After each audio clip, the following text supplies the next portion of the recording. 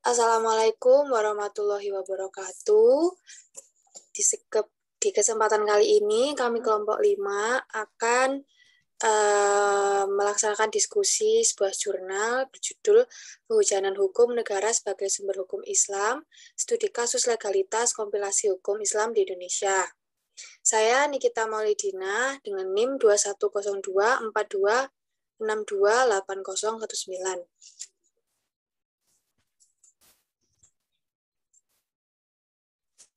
Saya Norvedewa Yuanggraini dengan NIM 210242628027.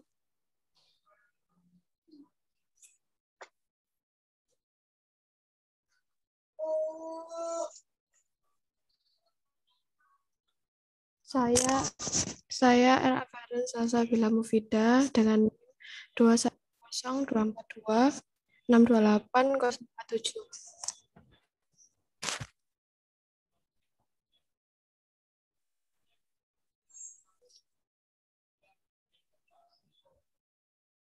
Selanjutnya,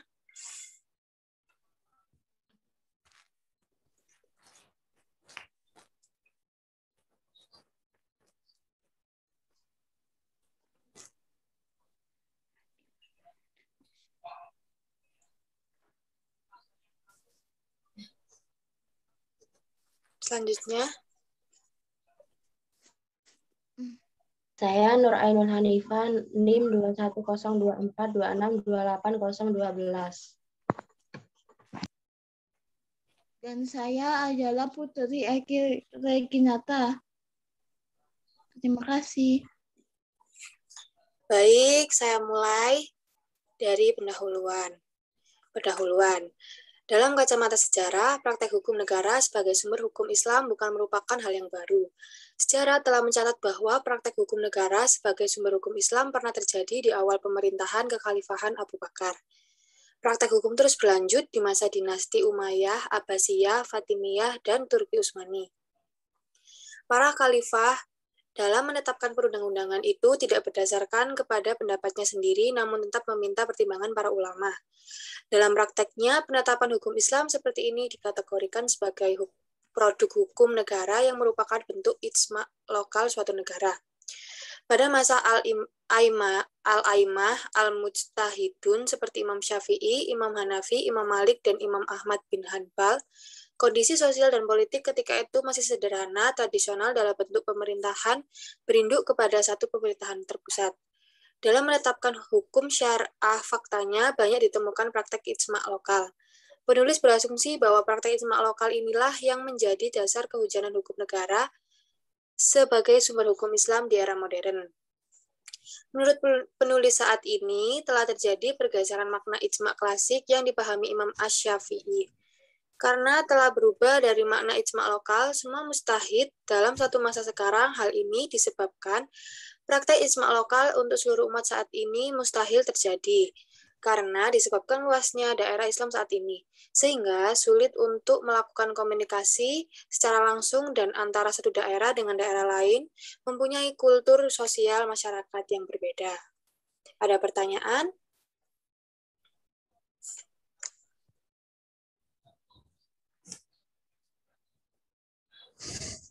Saya ingin bertanya. Ya. Apa itu ijma'? Ijma' atau ijma' adalah kesepakatan para ulama dalam menetapkan suatu hukum-hukum dalam agama berdasarkan Al-Quran dan hadis dalam suatu perkara yang terjadi. Terima kasih. Terima kasih. Ya, selanjutnya. Baik, selanjutnya tinjauan metodologis hukum negara sebagai bentuk ijma' lokal. Mayoritas ahli usul fikih klasik setelah masa al-Syafi'i mengartikan ijma' sebagai kesepakatan ulama mujtahid mengenai suatu hukum Islam. Ijma' harus dilakukan untuk seluruh umat Islam termasuk orang awam. Sedangkan jumhur ulama usul fikih kontemporer yang dikutip Wahba al-Zuhaili, Muhammad Abu Zahra, dan Abdul Wahab Khalaf merumuskan ijma' dengan kesepakatan para mujtahid dari umat Nabi Muhammad SAW pada suatu masa setelah wafatnya Rasulullah SAW terhadap suatu hukum syara. Di akhir definisi tersebut, Muhammad Abu Zahra menambahkan definisi dengan kalimat yang bersifat amaliyah, yang mengandung pengertian bahwa ijma'-nya berkaitan dengan persoalan-persoalan furu'. Perbedaan istilah ijma' disebabkan gagasan dan konsep ijma' belum muncul dan tidak dibutuhkan pada awal tasyri'. Ijma' yang muncul pertama kali berupa ijma' lokal, yaitu ijma' ahli Madinah. Ijma' ulama Kufah adalah ijma' yang diterapkan sebagai hasil ijtihad ulama suatu daerah dan pemberlakuannya juga untuk daerah yang bersangkutan. Disimpulkan bahwa ijma' jika dilihat dari luas atau tidaknya tempat terbagi kepada dua, yaitu ijma' total dan ijma' lokal. Apa ijma' total? Ijma' total adalah ijtihad yang dilakukan lebih bersifat kolektif atau jamak, yaitu suatu ijtihad yang dilakukan oleh mujtahid secara bersama di seluruh dunia dalam suatu masa atau dalam satu waktu. Ijma' lokal adalah kesepakatan ulama atau para mujtahid di kalangan umat Islam pada suatu waktu sesudah wafatnya Nabi Muhammad SAW berkaitan dengan hukum syar'i menyangkut masalah ijtihadi yang disepakati yang dilakukan hanya mencakup satu wilayah, daerah, atau kawasan atau negara tertentu yang terbatas di daerah itu saja. Sekian dari saya, apakah ada yang ditanyakan?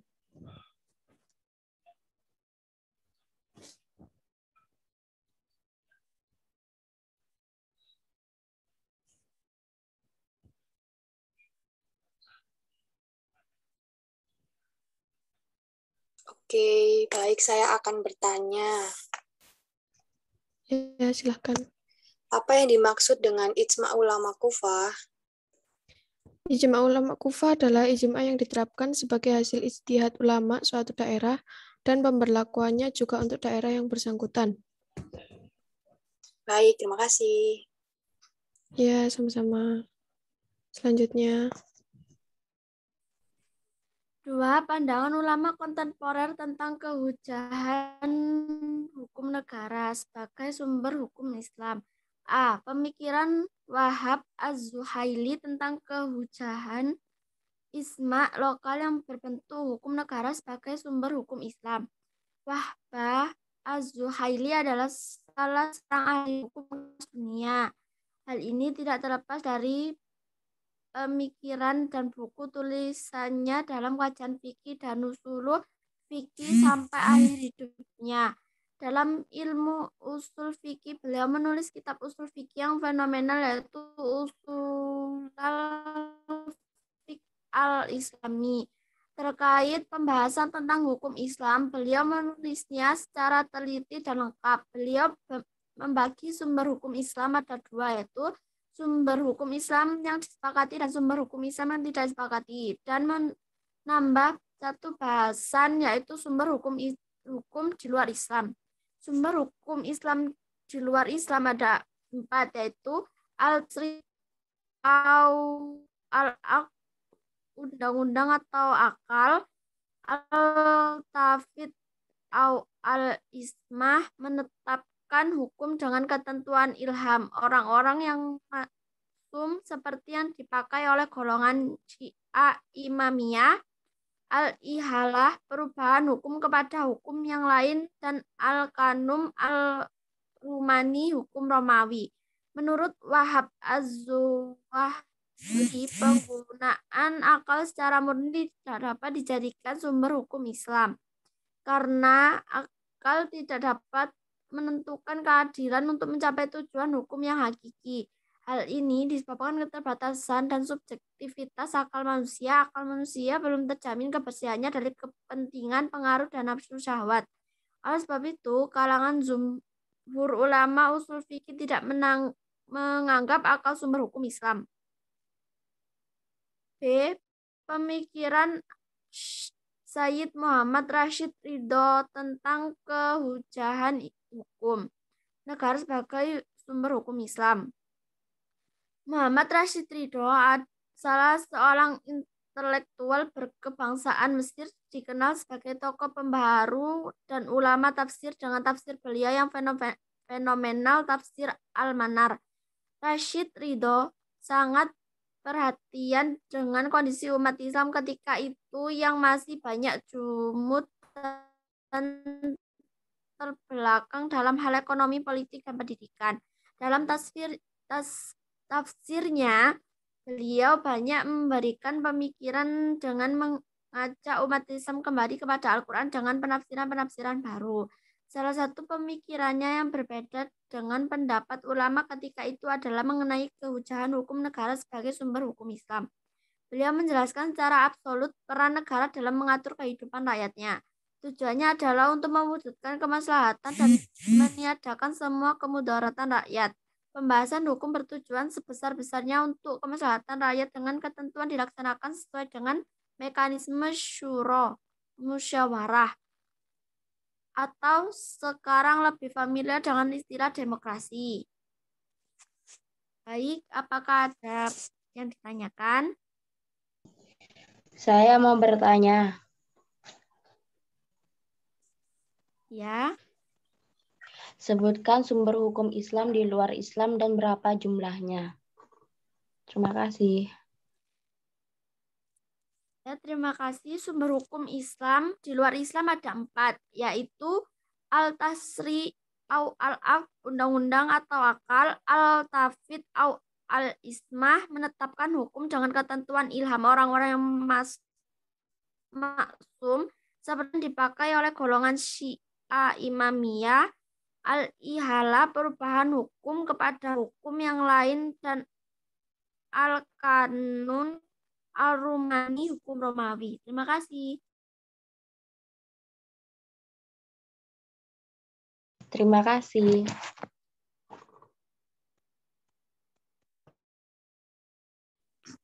Baik, saya lanjutkan.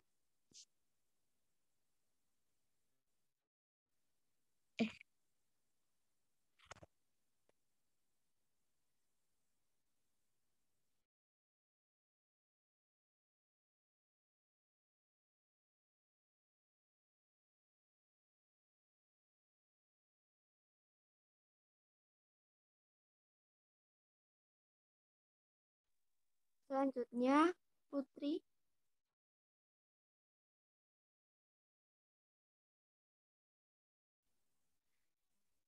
Maaf, apakah kedengaran?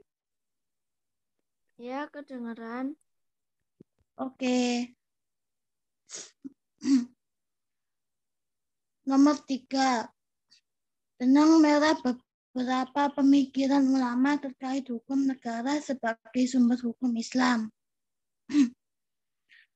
Rashid Ridho menyatakan bahwa hukum negara dapat menjadi hujjah sebagai hukum Allah apabila mengandung keadilan di dalamnya. Tidak jauh berbeda yang disampaikan oleh Wabah Zuhaili bahwa akal sejatinya memiliki kemampuan yang ekstra. Ini semua menggunakan akal secara sungguh-sungguh dan harus diasah untuk terus menggalinya. Abdussalam Al-Tunji menyatakan secara tegas bahwa syariat Islam memiliki 3 tujuan utama, yaitu keadilan, kemaslahatan, akal, dan akal. Beliau memasukkan akal sebagai salah satu Islam karena keadilan dan kemaslahatan tidak dapat diwujudkan tanpa adanya pemahaman dari akal. Keberadaan menjadi sangat penting dalam mengetahui, memahami, dan mewujudkan keadilan dan kemaslahatan umat manusia.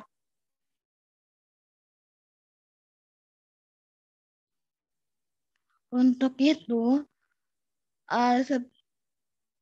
sebuah negara andil dalam bentuk hukum Islam menjadi sebuah undang-undang apabila hukum atau peraturan yang dihasilkan memadul amri untuk semua dan ukuran kemaslahatan tersebut harus sejalan dan nilai-nilai wahyu ilahi Al-Quran dan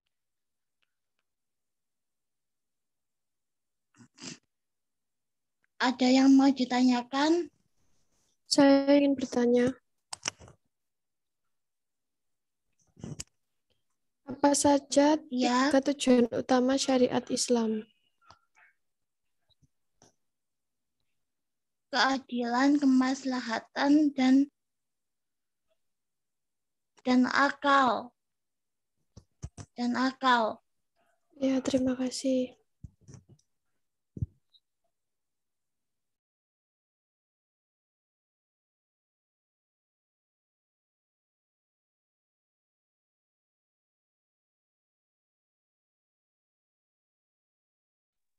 Selanjutnya Hanifah. Selanjutnya yaitu kehujahan kompilasi hukum Islam sebagai hukum negara untuk menjadi sumber hukum Islam di Indonesia. Salah satu keberhasilan dalam menghilangkan disparitas hukum Islam di Indonesia adalah telah diformulasikannya kompilasi hukum Islam di akhir tahun 80-an. Abdul Ghani Abdullah menjelaskan tidak ada 3 yang dapat dicatat dari Impres nomor 1 tahun 1991 dan Keputusan Menteri Agama nomor 194 tahun 1991, yakni yang pertama, perintah menyebarluaskan KHI tidak lain daripada kewajiban masyarakat Islam dalam rangka mengfusionalisasi eksplanasi ajaran Islam sepanjang yang normatif sebagai hukum yang hidup. Dalam KHI berupaya mengakhiri persepsi ganda dari keberlakuan hukum Islam yang di pasal 2 ayat 1 dan 2 UU nomor 1 tahun 1974 segi hukum formil di dalam UU nomor 7 tahun 1989 sebagai hukum yang diberlakukan secara sempurna. Yang ketiga, menunjukkan secara tegas wilayah berlaku pada instansi pemerintah dan masyarakat yang memerlukannya. Kemunculan KHI di Indonesia dapat dicatat sebagai sebuah prestasi besar yang dicapai umat Islam. Setidaknya dengan adanya KHI itu, maka saat ini di Indonesia tidak akan ditemukan lagi pluralisme keputusan peradilan agama, karena kitab yang dijadikan rujukan hakim peradilan agama adalah sama. Terkait dengan keberadaan KHI sampai ini tetap menjadi pedoman oleh para hakim di pengadilan agama dalam menjawab permasalahan hukum Islam. Hal ini berlangsung sejak keluarnya instruksi Presiden dan surat keputusan Menteri Agama, maka KHI secara telah menjadi hukum material terapan di peradilan agama yang digunakan oleh para hakim, pengacara, dan pencari keadilan di samping kutipan nabi ataupun pendapat tertentu dari buku-buku fikih serta peraturan-peraturan yang lain. Apakah ada yang ditanyakan? Saya ingin bertanya.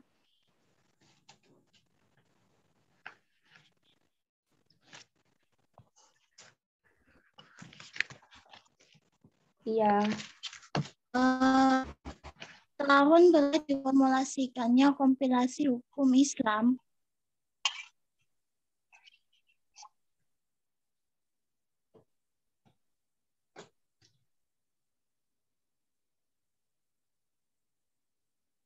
Disparitas hukum Indonesia telah diformulasikan tahun berapakah diformulasikannya kompilasi? Ya. Oke, makasih. Ya. Baik, terima kasih. Sekian diskusi kali ini. Bila ada salah kata, mohon maaf. Wassalamualaikum warahmatullahi wabarakatuh. Waalaikumsalam warahmatullahi wabarakatuh. Waalaikumsalam Sampai jumpa di diskusi warahmatullahi selanjutnya. wabarakatuh.